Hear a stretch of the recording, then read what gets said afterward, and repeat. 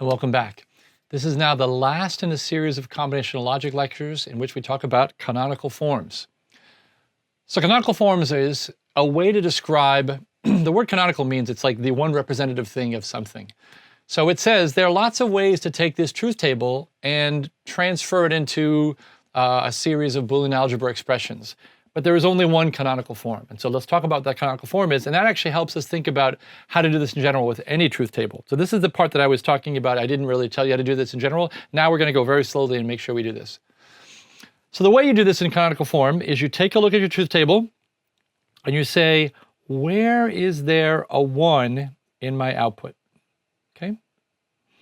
Let's now map back for every 1. I kind of hinted to this, how to do this, but now I'm telling you formally. Every time you have a 1, this is a 1 if and only if this is a 0, and that is a 0, and that is a 0. And another example, this is a 1 when this is a 0, this is a 0, and that's a 1. So what expression would be true for just that row? Just that row. Every time you have a 0, you put a not in front of that term. Every time there's a 1, you just leave that term there. So in general, let's pick a term that has 1s and 0s in it.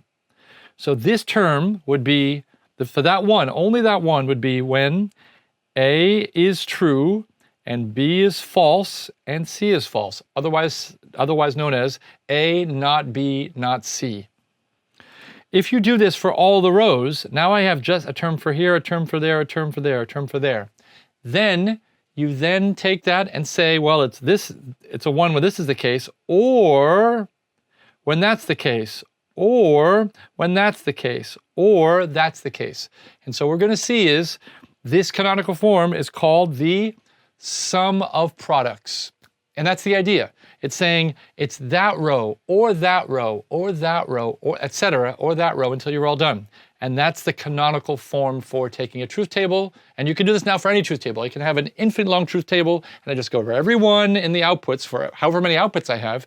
That one for that particular bit is true when, and I go through and I make a product, and I somehow have to negate some of these terms, and it's that, yeah, it's like A and B and not C, which is the last term in this example. Okay?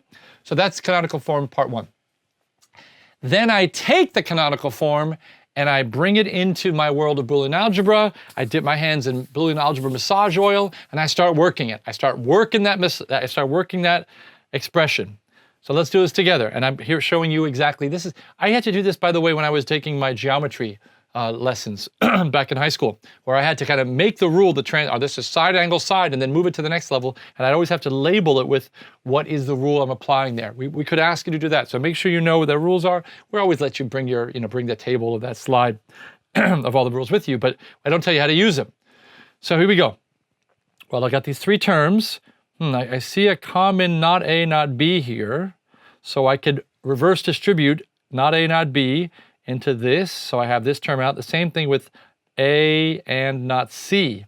That's also commutativity. I'm switching that, so the A not C is in the front, so A not C not B, or A not C B.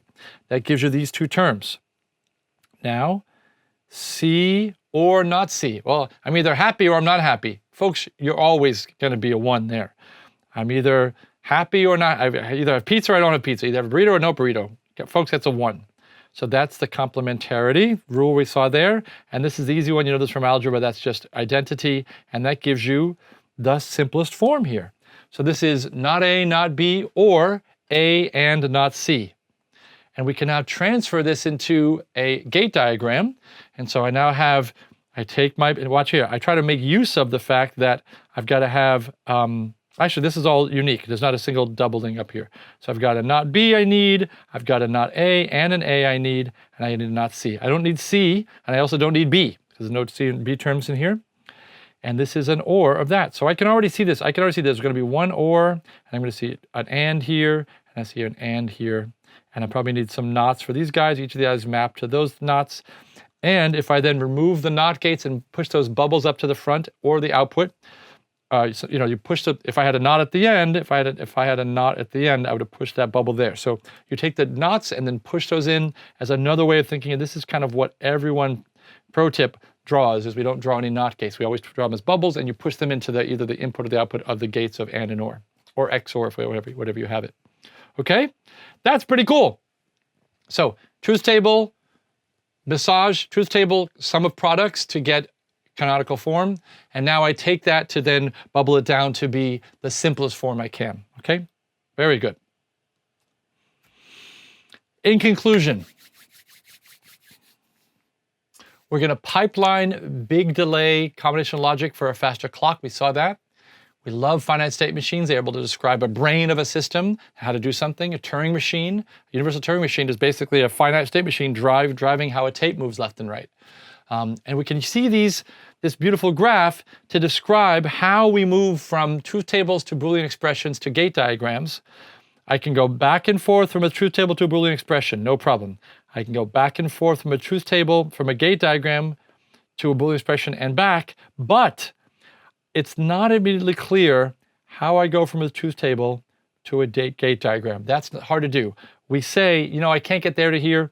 I want you to go to a Boolean expression and then maybe simplify it and then go to the gate diagram. So this is not something we say it's easy to do. You want to go to a Boolean expression and then massage it to the simplest gate diagram, because again, you want the simplest gate diagram you can. That's it. That's the end of this lecture. We'll see you at the next one. Take care.